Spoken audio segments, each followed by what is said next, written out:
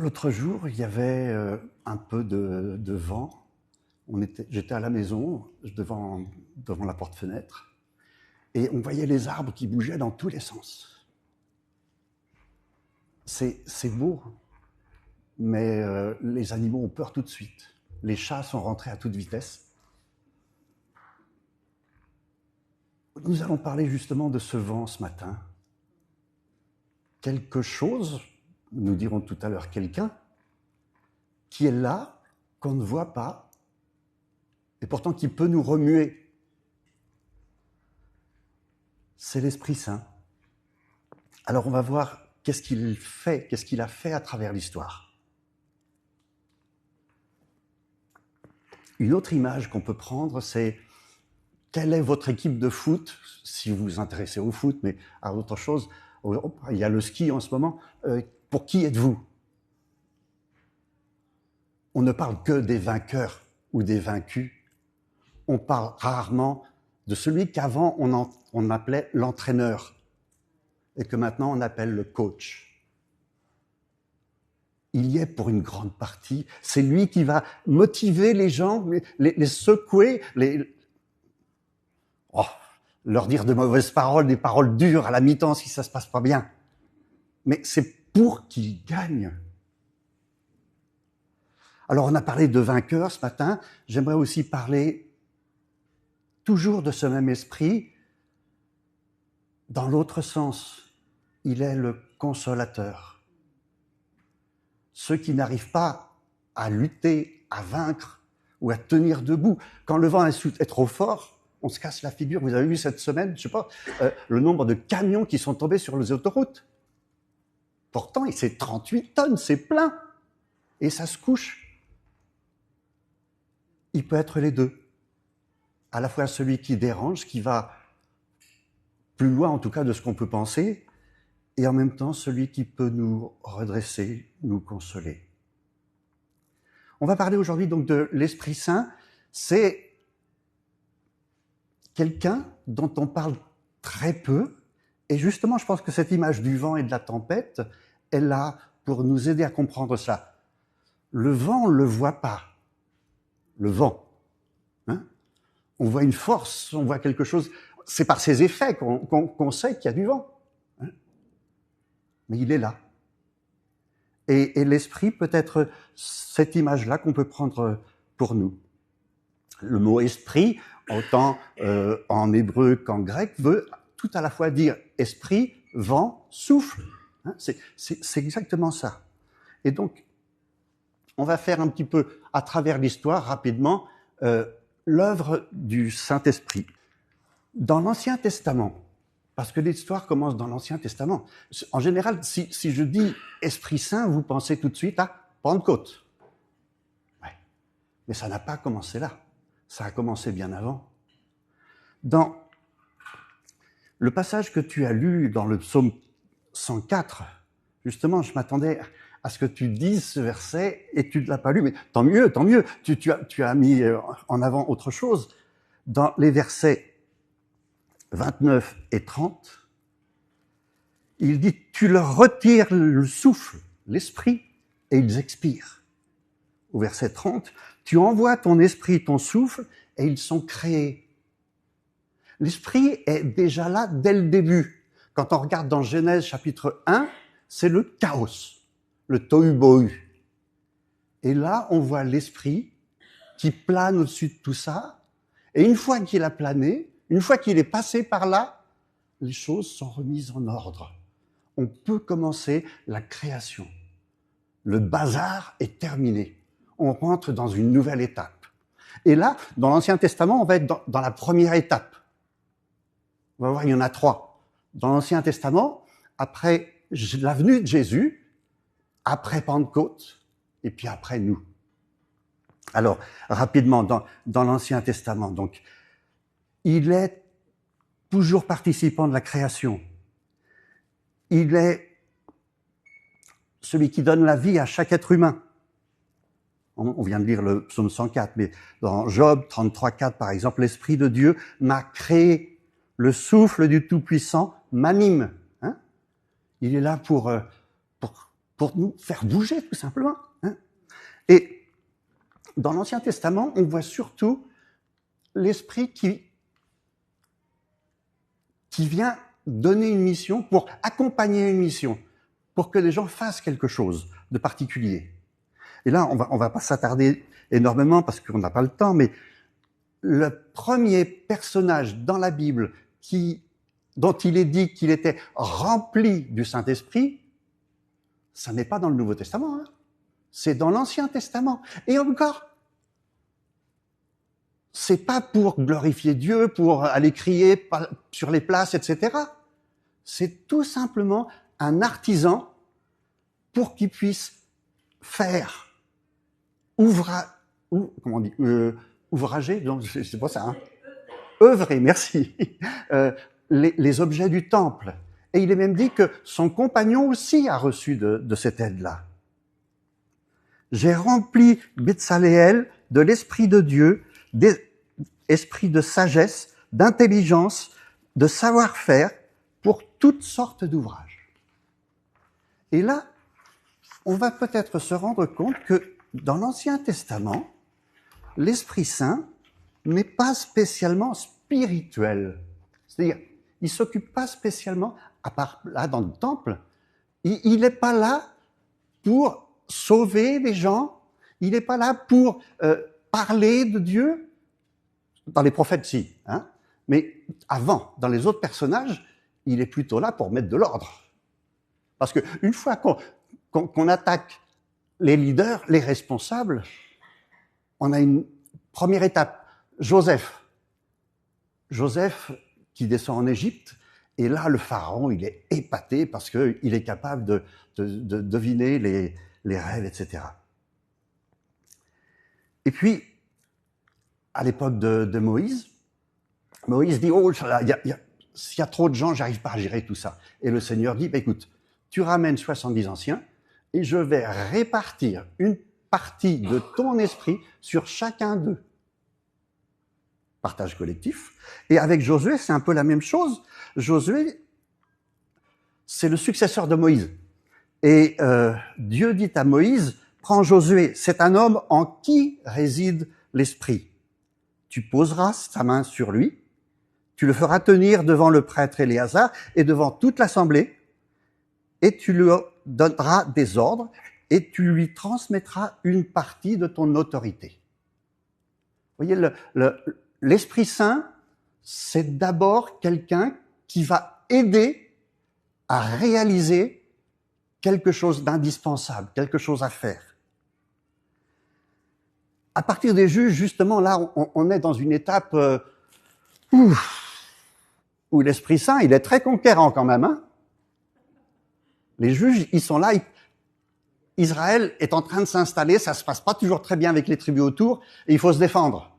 Et l'Esprit vient pour aider, je sais pas si c'est le mot qu'il faut utiliser, mais bon, il est là pour donner un coup de pouce, un élan, hein, comme le coach, là, allez, vas-y, sauve ton peuple.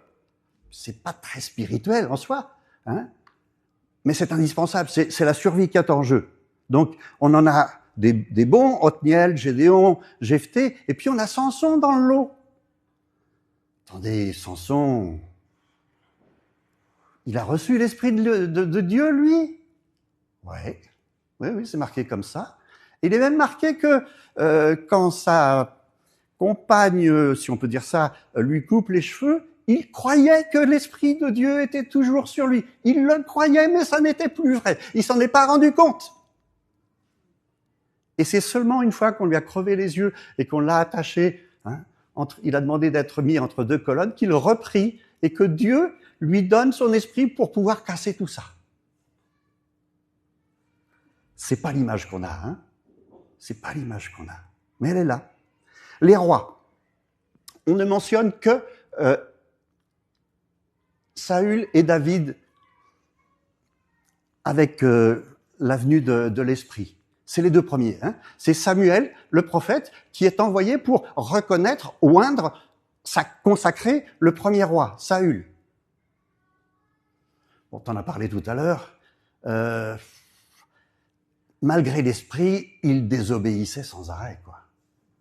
Et il y a un moment où Dieu a dit « stop, maintenant ça suffit ». Il a demandé à Samuel d'aller voir David et de le consacrer roi.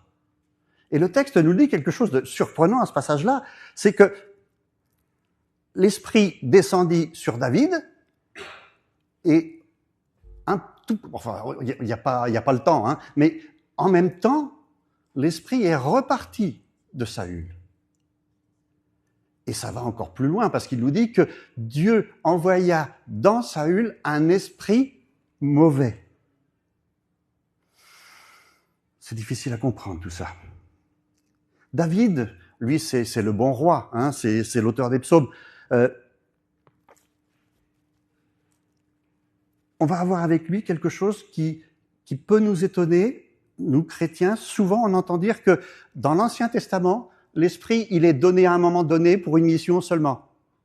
Et avec David, on va avoir le cas d'une venue de l'Esprit qui dure. Hein?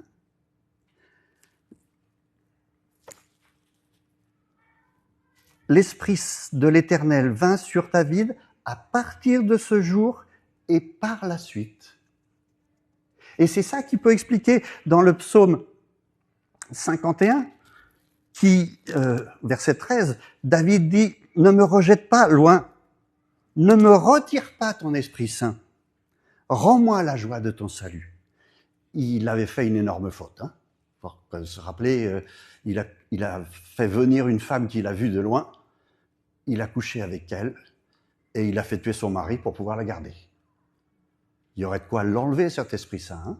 Pourtant, Dieu a accepté de lui laisser. Après, on a d'autres personnages dont on n'entend jamais parler. Amasai, vous savez qui c'est? C'était un chef de guerre qui s'est mis dans l'équipe, dans l'armée de David. Et puis bien sûr, on a les prophètes. Mais c'est intéressant que beaucoup de prophètes ne parlent pas non plus de l'esprit.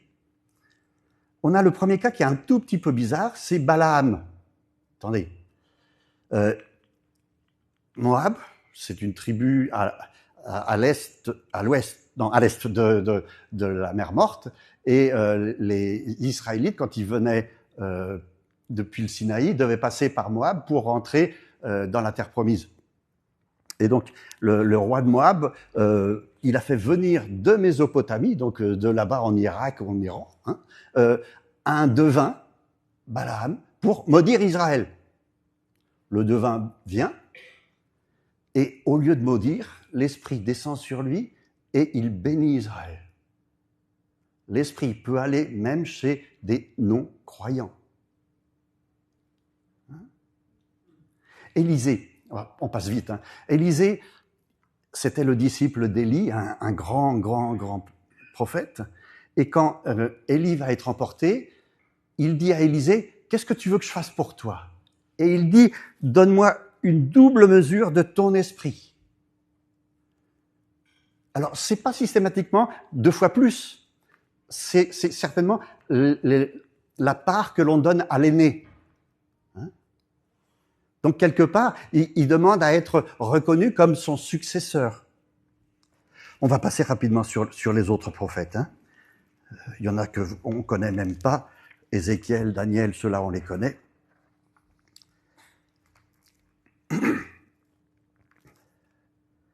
Mais l'Esprit Saint ne fait pas que de dire des choses, il limite aussi le péché. Ça, on le retrouvera dans le Nouveau Testament aussi. Vous imaginez si l'Esprit Saint n'était pas là, dans quel bazar on serait en plus de tout ce qu'on a déjà. Hein, on a vraiment l'impression qu'on a atteint le maximum. Et la Bible nous dit, autant dans l'Ancien que dans le Nouveau, que l'Esprit limite, on ne sait pas jusqu'où. Hein. Et puis surtout, on a toutes ces promesses des prophètes qui vont s'appliquer au Messie futur, celui qui viendra pour libérer son peuple, le serviteur de l'Éternel.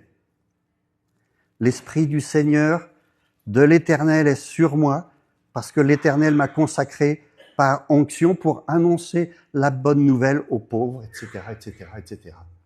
Ce passage d'Ésaïe, Jésus le reprendra en disant « Aujourd'hui, ça s'applique à moi ».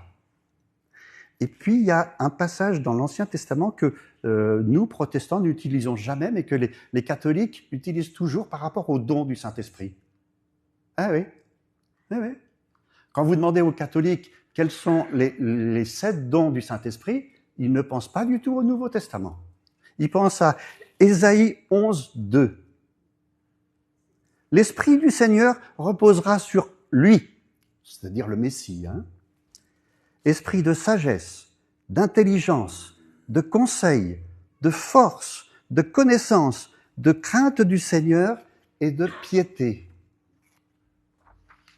C'est vrai qu'il s'adresse à Jésus, mais nous faisons partie du peuple de Dieu. Donc, il ne faut pas les oublier. Ça pourrait être des fruits de l'esprit dans notre langage. L'Ancien Testament, donc, tous ces rois-là, tous ces prophètes, parlaient à Israël. C'était uniquement limité au peuple.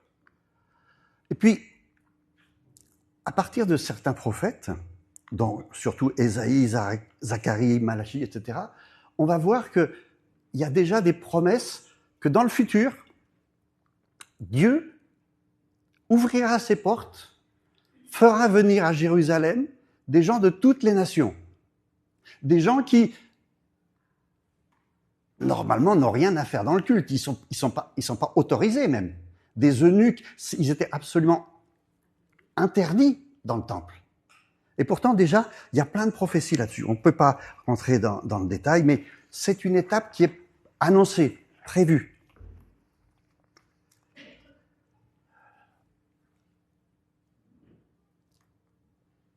Alors, avant de rentrer dans le Nouveau Testament, il y a souvent des discussions pour savoir est-ce que l'Esprit descend sur, est-ce que l'Esprit est dans, est-ce que l'Esprit... Sincèrement, on a toutes les formules, hein. J'en ai mis quelques-unes là. Notez la dernière, il se retire. On va dire que c'est dans l'Ancien Testament. Mais il n'y a pas une forme unique. C'est différent suivant les personnes. Maintenant, quand nous arrivons au Nouveau Testament, nous allons voir qu'on passe dans une autre étape. Jean-Baptiste, qui est le dernier prophète de l'Ancien Testament, hein, il est cité dans le Nouveau, mais il fait partie encore de cette ancienne alliance. On connaît bien toutes ces paroles. Hein. Après moi vient celui qui est plus puissant que moi. Je ne lui suis pas digne de me baisser pour détacher les sandales, les lanières de ses sandales. Moi, je vous ai baptisé d'eau, mais lui vous baptisera du Saint-Esprit. Qu'est-ce que ça veut dire ? Pour le moment, c'est suspense encore. Hein. Et puis, il y a Jésus. Et là, on a quelque chose de totalement nouveau. C'est que on ne peut pas différencier Jésus de l'Esprit. Ils marchent ensemble tout le temps. L'ange vient dire à Marie, l'Esprit Saint se posera sur toi pour donner naissance à Jésus. L'Esprit Saint va consacrer Jésus. Il va le sceller du Saint-Esprit. Il va habiter en lui. Il va le remplir. Il va le revêtir de son esprit. Il va chasser les démons par la puissance du Saint-Esprit. Et Jésus va s'offrir. Il va offrir son sang à Dieu par l'Esprit. Jésus va être ressuscité par l'Esprit aussi. Je dis, c'est mêlé, ça va ensemble. Et souvent, nous faisons de l'œuvre de Jésus seul. Et il est tout le temps accompagné, dirigé, protégé par l'Esprit Saint. Pourtant, s'il y a quelqu'un qui n'en avait pas besoin, c'était quand même lui. Hein. Il venait de là-haut pour nous, et pourtant, il a été là. Jésus est le porteur par excellence de l'Esprit Saint et il va nous faire des promesses. Et c'est là où on est encore à la limite. Vous avez vu dans l'Ancien Testament, d'abord, l'Esprit Saint aide le peuple à s'installer. De temps en temps, il reproche des choses au roi. Et là, c'est pareil. Jean-Baptiste a dit, il vient. Jésus dit, il vient aussi. Il n'est pas encore venu. Jésus précise qu'il y a des conditions pour la venue future du Saint-Esprit. Et c'est là, surtout dans Jean chapitre 14 à 16, donc avant que Jésus ne subisse la passion, hein, c'est le dernier repas. Et c'est Jean qui consacre 3 chapitres à ça. Si je ne pars pas, vous ne recevrez pas le Paraclète. Paraclète, c'est un mot, il n'y a pas une définition unique en français. Hein. C'est à la fois l'avocat, celui qui pourra nous défendre devant l'accusateur, mais c'est aussi le consolateur. Et suivant notre état aujourd'hui ou à certains moments, il sera plus un avocat, il sera plus un consolateur, mais on peut compter sur lui. Mais on peut compter sur lui. Pourquoi ? Parce que Jésus a accompli des œuvres très importantes. Lesquelles ? Jésus a dû venir sur terre d'abord. Il a dû mourir sur la croix, expier nos péchés. Il a dû, non, ça s'est passé, il est ressuscité. Il est monté au ciel. Et c'est seulement après tout ça que l'Esprit Saint descend sur l'Église. Mais comprenez bien, hein, si Jésus n'avait pas fait toute son œuvre à lui, ce qu'il fait pour sa part, hein, l'Esprit ne serait pas venu comme ça. C'est pour ça, là, on va passer dans une autre étape, celle du baptême. Dans Pentecôte, on va juste lire les passages quand même, rapidement. Chapitre 2, lorsqu'il arriva le jour de Pentecôte, ils étaient tous ensemble dans un même lieu. Alors, Pentecôte, juste pour rappeler, c'est une fête qui se célèbre 50 jours après Pâques, d'accord ? Et c'était la fête des moissons. Mais aussi, les Juifs mettaient à Pentecôte la fête du souvenir du don de la loi. Et quand on pense le don de la loi, à quoi on pense ? Au Sinaï. Hein, Moïse qui est là-haut, et il y a des éclairs de partout, etc. On peut penser aussi comment tout ça a commencé dans un buisson ardent. Il y a le feu, il y a quelque chose de commun. D'accord ? Et qu'est-ce qui va se passer ? Tout à coup, vint du ciel un bruit, comme celui d'un vent violent, qui remplit toute la maison où ils étaient assis. Des langues leur apparurent qui semblaient de feu, qui se séparaient les unes des autres. Il s'en posa sur chacun d'eux et ils furent tous remplis du Saint-Esprit. Ils se mirent alors à parler en d'autres langues selon ce que l'Esprit leur donnait d'énoncer. Les Juifs pieux de toutes les nations qui sont réunis à ce moment-là à Jérusalem entendent ce bruit, la multitude accourt et elle est bouleversée parce que chacun entendait ces gens parler dans leur propre langue. Verset 12, tous étaient stupéfaits et perplexes. Ils se disaient les uns les autres, mais qu'est-ce que ça veut dire ? D'autres se moquaient en disant, ils ont trop bu. Le matin, c'est un peu tôt quand même. Mais bon, ce qui se passe à ce moment-là, ça n'est pas seulement le don des langues, ça n'est pas seulement les prophéties, c'est une autre étape, c'est un autre moment de l'histoire. À partir de ce moment-là, l'Esprit va aller sur tous les êtres qui se convertissent. On sort d'Israël. On va le voir dans un instant. Ce baptême, cette effusion de l'Esprit fait la fondation de l'Église, le changement de système, la nouvelle alliance.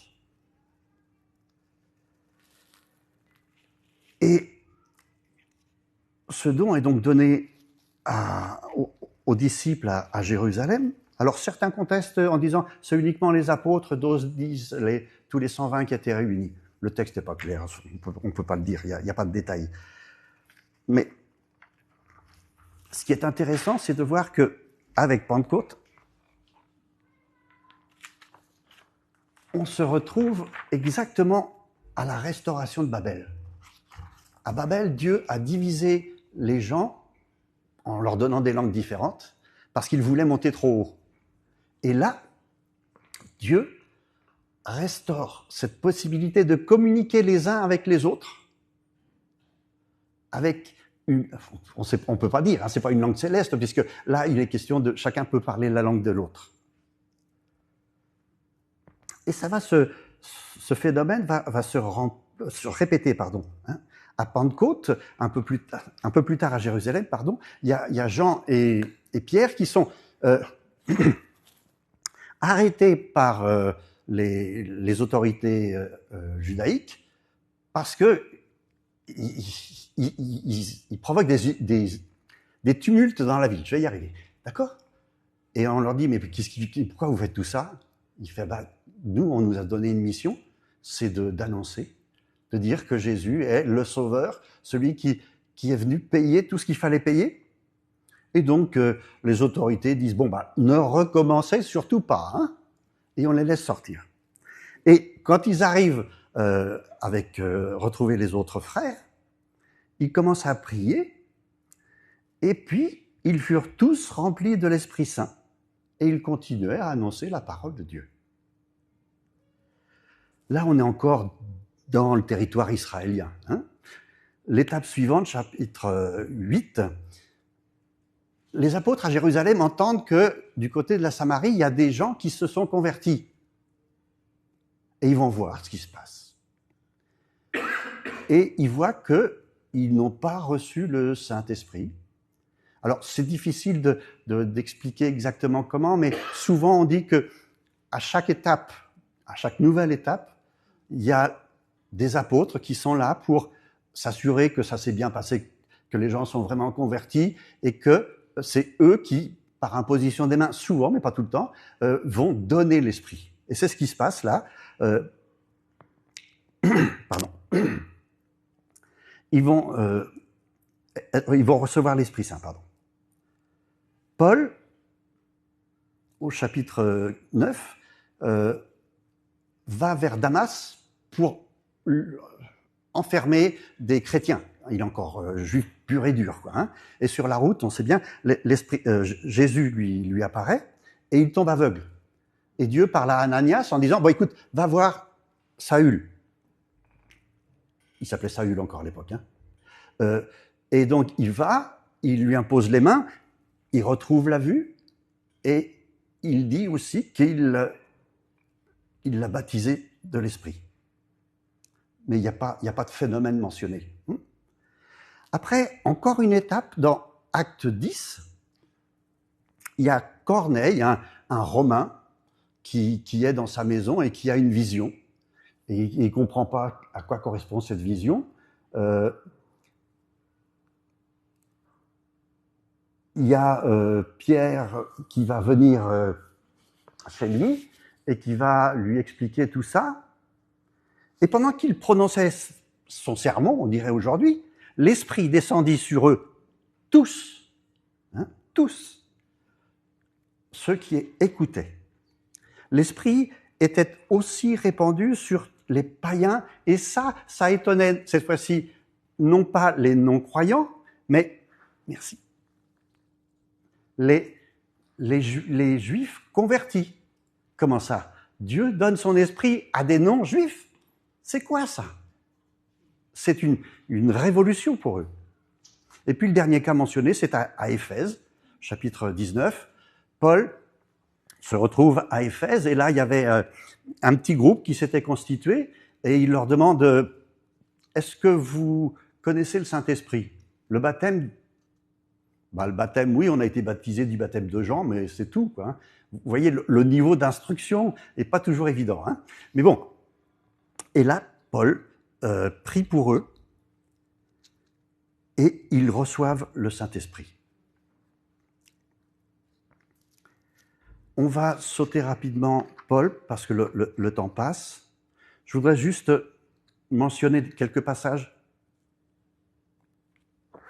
L'œuvre de l'Esprit dans l'Église. L'Esprit nous régénère. Régénérer, c'est-à-dire nous donne la nouvelle vie. On a quelque chose de différent. On repart à zéro. Il a fait un reset, je ne sais pas quel mot utiliser, et il met son sceau. Pouf. Norme pas européenne, mais norme céleste. Ils forment un seul corps à travers un seul esprit, une seule espérance. Éphésiens 4. C'est lui qui nous a édifiés pour former une habitation de Dieu en esprit. Et là, il donne des dons, mais ça, on en parlera la semaine prochaine.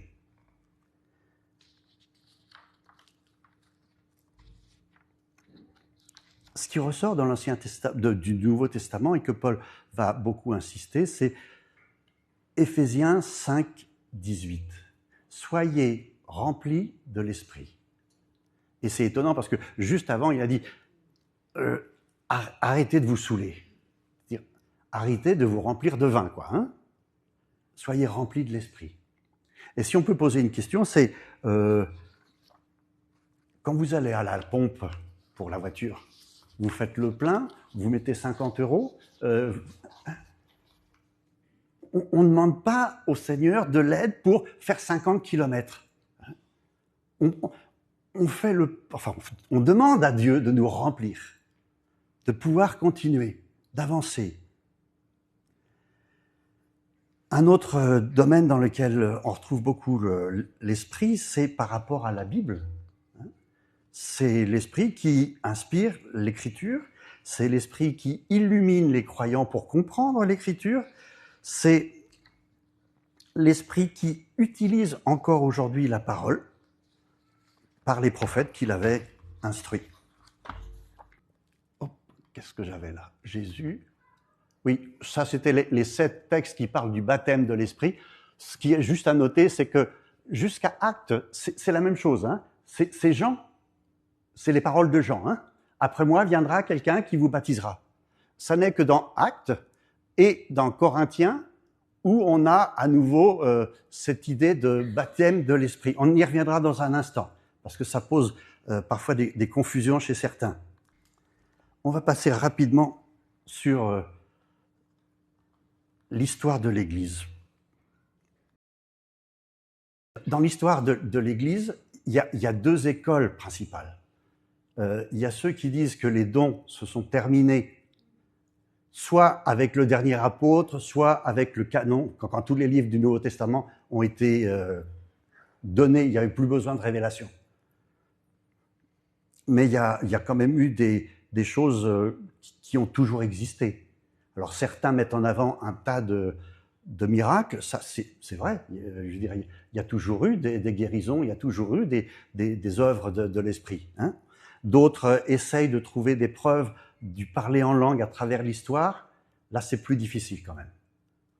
Je ne dis pas que ça n'est pas arrivé, mais on n'a pas de témoignage de continuité.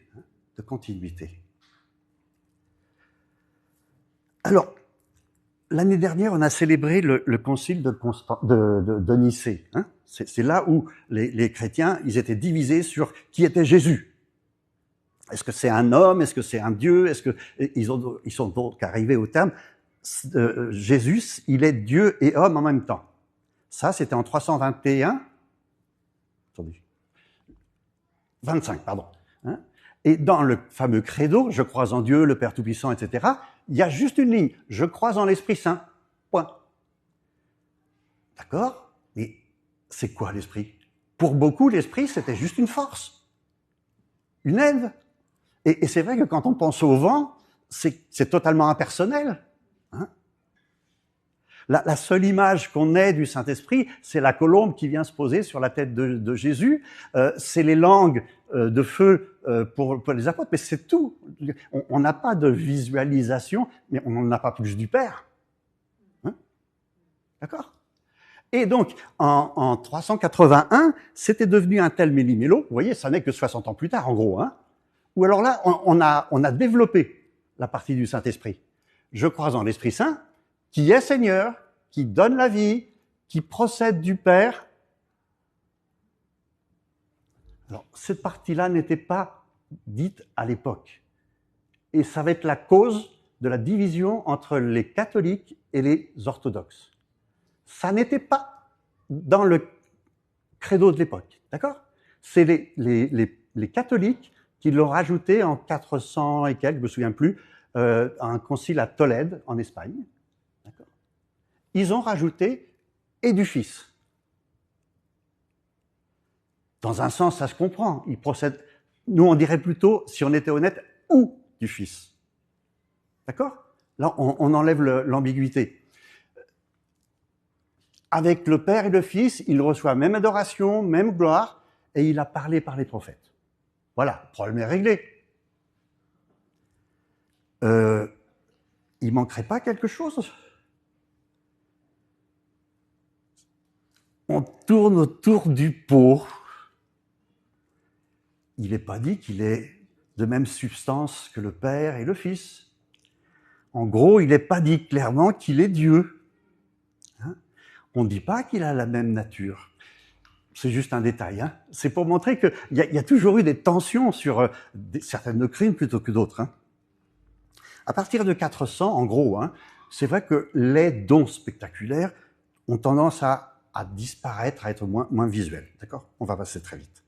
Ce qui est intéressant, c'est au 8e siècle, les gens qui écrivaient les Bibles et qui mettaient des notes en bas, hein, ont commencé à dire que chaque fois qu'il y avait le mot prophète, ça ne voulait pas dire prophète, mais explicateur, si je peux me permettre ce mot-là. Hein, c'est les gens qui donnaient du sens à la Bible. Au Moyen-Âge, il y a 2-3 formules intéressantes. Bernard de Clairvaux, c'est un grand mystique français, mais c'est aussi lui qui a convoqué la première croisade. Donc, personne n'est parfait. Hein. Il disait « L'esprit est le baiser du Père et du Fils. » Pardon, du Père au Fils. C'est joli comme formule. Vous avez peut-être entendu parler de Hildegarde de Bingen, d'accord? Alors, elle a quelque chose de tout à fait particulier. Elle écrivait des livres en latin sans connaître le latin. Ouais. On n'a pas le temps de s'attarder, hein. Il y a eu plein d'autres choses. Et puis, on va parler un tout petit peu de la Réforme. Chez les catholiques, on va dire, parce qu'à l'époque, les orthodoxes, ils étaient dans leur coin. De notre côté, on les ignorait totalement. On acceptait qu'il puisse y avoir des prophéties de temps en temps, au niveau individuel, mais ça en restait là, quoi. L'esprit avait été totalement remplacé par l'Église. D'ailleurs, justement, tout au début, quand il y a eu le montanisme, ils se sont mis à prophétiser, etc., l'Église a tout de suite réagi. C'est l'Église qui donne le Saint-Esprit. Point. Pas autrement. Et la Réforme a un peu changé les choses. Calvin disait que c'est un témoignage intérieur. Mais en même temps, il était contre ce qu'ils appelaient les enthousiastes, les illuminés, les rêveurs. Hein, près d'Alsace, il y avait les Münster et compagnie. En France, on a eu les petits prophètes Sévenol, je vais y arriver. Hein. On n'a pas le temps de rentrer dans les détails, mais si vous voulez, on peut en reparler. Et puis à partir du XVIe siècle, on a commencé à voir des gens qui remettent à nouveau la notion de la présence de l'esprit. Alors c'est petit à petit, hein, c'est les anabaptistes pacifiques, après ce sont les puritains en Angleterre, au siècle suivant ce sont les luthériens piétistes. Chacun se rapproche un peu plus. Il faut que l'esprit parle. En gros, il parlait à des églises qui étaient totalement endormies, quoi, qui ne s'intéressaient qu'à la théologie, que bon, on fait son culte et puis c'est fini, vous rentrez chez vous, c'est fini. Et ils se sont rendus compte qu'il manquait quelque chose, il manquait une âme. Non, il manquait un esprit, d'accord? Et ça n'est qu'au XXe siècle qu'on a eu, en 1906, cet énorme réveil aux États-Unis du pentecôtisme. L'Esprit Saint qui vient, les gens tombent par terre, ils parlent en langue, ils font des miracles. Et dans les années 1970, il y a eu une nouvelle étape, c'est que ce phénomène, on va dire, hein, sans sens péjoratif, hein, touche différentes communautés. On va parler d'œcuménisme. Chez les catholiques aussi, le Saint-Esprit fait parler en langue, fait prophétiser, etc. Le XXe siècle s'est donc rendu compte qu'on avait laissé de côté le Saint-Esprit. Je dirais juste attention aussi aux fraudes et aux choses non chrétiennes. Je dis pas ça systématiquement, hein, pour tout le monde, pas ça. Mais j'ai trouvé chez Platon quelque chose d'intéressant. Vous savez ce que c'était un prophète pour Platon? C'était celui qui interprétait ce que disait l'oracle. Parce que l'oracle... Hein? Et Platon dit, celui qui, l'oracle, il est tellement plein de, on ne sait pas trop de quoi, de vapeur, etc., qu'il articule n'importe quoi. L'oracle ne peut pas interpréter lui-même. C'est ce que pensait Platon. Hein? Donc, il y a eu des parlers en langue, on va dire, des choses différentes dans d'autres cultures aussi. Hein? Il y a du parler en langue dans d'autres religions que les nôtres. Bon, on n'a pas le temps d'avancer là-dessus. On va avancer sur le dernier point, les tensions théologiques. Qu'est-ce qu'on fait? Nous, ici, on se définit comme une église charismatique. Et puis, il y a des églises qui ne sont pas charismatiques. Qu'est-ce qu'on fait? Quelles sont d'abord les différences et qu'est-ce qu'on fait? On l'a mentionné rapidement tout à l'heure, mais il y a ceux qui disent le Saint-Esprit, il est là, mais les dons spectaculaires, ils se sont arrêtés quand le canon est arrivé, enfin, a été complété, ou quand le dernier apôtre est décédé. Et en gros, ils prennent le passage dans 1 Corinthiens 13, versets 8 à 10. Ce qui est parfait, hein, quand ce qui est parfait arrivera, les langues cesseront, etc. C'est quoi le parfait? C'est vraiment plus que difficile à définir. Inversement, ceux qui disent que l'Esprit Saint est toujours là et qu'il parle toujours de la même façon, ils utilisent l'argument de dire « nous sommes toujours dans les derniers jours ». Tout ça a commencé à Pentecôte, hein, on l'a dit, c'est une nouvelle étape du christianisme. Et donc, ils prennent entre autres le passage de Hébreux 13, 8, « Jésus-Christ est le même hier, aujourd'hui et éternellement ». Ça, c'est les bases théologiques. Voilà, en gros, quand on est non charismatique, on dit la Bible et seulement la Bible. Quand on est de tendance charismatique ou pentecôtiste, on dit souvent, pas tout le monde, hein, la Bible et la prophétie.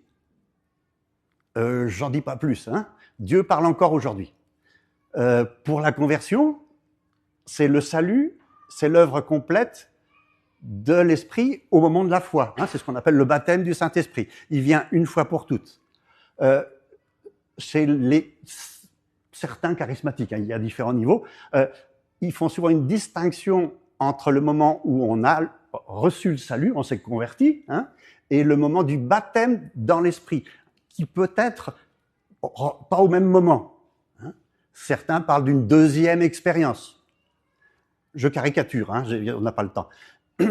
Alors, au niveau émotionnel, c'est intéressant, parce que d'un côté, on a la méfiance, en se disant, non, on ne peut pas laisser faire n'importe quoi, ce qui est vrai. Hein. Saül, quand il a reçu l'Esprit, il s'est mis tout nu et il s'est roulé par terre devant Samuel. Je veux dire, il y a des moments où faut s'arrêter. Les disciples de Münster, c'est pareil. Il y en a un qui tout d'un seul coup est tombé par terre. Et puis, il s'est relevé, il s'est mis à prêcher, je sais plus combien d'heures, et tout le monde s'est mis tout nu et ils sont allés dans la rue. Bon. On voit bien que quelque part, là, il y a... Mais c'est difficile de savoir à quel moment on est passé d'un niveau trop loin. Hein. Alors, donc ça, c'est méfiance envers l'enthousiasme, priorité de l'intellect, d'accord ? Tant que j'ai pas compris, je le fais pas. Et de l'autre côté, c'est l'expérience. Hein. Moi, je vis des choses fabuleuses, donc c'est vrai. Ce que je vis est vrai. Ce que j'interprète n'est peut-être pas toujours vrai. C'est pas un reproche, hein, c'est juste une question. Et ça serait le signe de la vie de l'esprit. Et donc, au niveau du culte, on a des petits chants, des fois un peu de louange, hein, de plus en plus quand même, mais c'est surtout la prédication qui compte. Et de l'autre côté, c'est surtout la louange et la manifestation des deux. C'est caricatural, hein, c'est vraiment dans les grandes lignes. Et un des points fondamentaux qui nous différencient, c'est le baptême de l'esprit et la plénitude de l'esprit. Là, on retrouve ça assez souvent dans certains milieux pentecôtistes qui font une différence, ou qui n'en font pas de différence. On peut être baptisé de l'esprit plusieurs fois dans sa vie. C'est peut-être un peu joué sur les mots. Dans la Bible, on voit des gens baptisés une fois, mais pas plusieurs. Par contre, on voit des gens remplis de l'esprit plusieurs fois. Alors, je prends l'image de l'éponge. Hein. La première fois, on la met dans l'eau, elle est baptisée, et puis après, on peut s'en servir, et puis à un moment, il y a plus d'eau, il faut aller retourner à la source pour se remplir. Hein. Vous pouvez me dire qu'on la rebaptise. Je suis tout à fait d'accord. C'est une image. Hein. D'accord ? Alors, voilà. On n'a pas le temps d'y rester, mais c'est les deux principales idées, quoi. Hein. Est-ce que les dons ont cessé ? Si on dit oui, on se focalise sur l'écriture. Si on dit non, on attend des manifestations surnaturelles. S'il n'y a pas de manifestation surnaturelle, c'est que l'Esprit Saint n'est pas là. Ça voudrait dire que pendant 2 siècles, pour ainsi dire, l'Esprit Saint n'était pas là. Vous voyez, c'est pas si facile que ça. Hein. D'un côté, on va insister sur la prédication doctrinale. C'est marqué dans la Bible, c'est marqué comme ça, et c'est comme ça que tu dois le comprendre. Et l'autre, il dit, mais non, mais moi, je vis dans la liberté, je fais ce que je veux, je me laisse diriger. Une tension, d'un côté, ça risque de tomber dans la sécheresse. C'est vrai. C'est vrai. De l'autre côté, on risque de tomber dans des dérives et de l'illuminisme, pardon. Et donc, ce qu'il y a, c'est ça, quoi. On a besoin de dialogue, de parler les uns avec les autres et d'essayer de voir si on peut trouver un point commun. Et c'est la synthèse qu'on peut avoir. Maintenant, on a de plus en plus de milieux charismatiques qui écrivent des ouvrages sérieux, vraiment sérieux, poussés, approfondis, théologiques, d'accord ? Et inversement, il y a des gens très non charismatiques qui disent que peut-être il faut réfléchir et en tout cas analyser et non plus bannir comme ça avait été pendant si longtemps. Voilà, on ne peut pas rentrer plus dans le détail, mais je voudrais juste terminer, quel que soit le milieu dans lequel on est, la vie dans l'esprit n'est pas une option. Paul nous dit clairement, soyez remplis. C'est un impératif. C'est pas, écoute, si tu as le temps, si tu as un problème, non, soyez remplis. On rentrera pas dans la grammaire, mais ce qui veut dire, c'est tout le temps. Recharger les batteries pour être tout le temps plein. Ça, c'est la condition normale du chrétien. Après, il y a toutes ces manifestations qui vont être différentes suivant les uns, suivant les autres. Mais la vie dans l'esprit, avec l'esprit, l'esprit sur nous, dedans, qui nous habite, etc., qui nous habite, tout ce que vous voudrez, c'est pour nous tous. D'accord? Que le Seigneur nous aide et que chacun se sente libre. On va aller plus loin, on va dire obligé, c'est peut-être un peu fort, mais rappelez l'Écriture. Soyez remplis de l'Esprit. Amen.